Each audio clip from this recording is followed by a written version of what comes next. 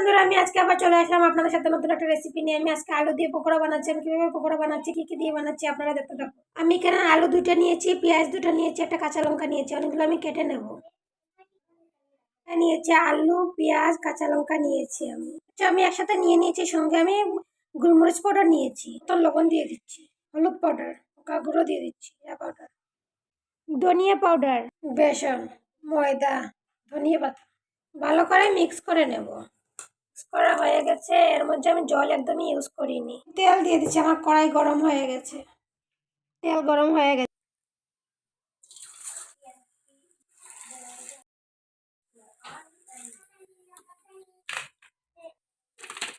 আমার পকোড়া বানানো রেডি। পকোড়া শুধু মুখে দেব আর খাবো।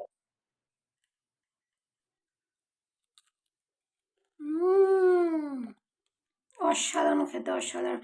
করে একবার ট্রাই করে দেখবেন প্লিজ পকোড়াটা।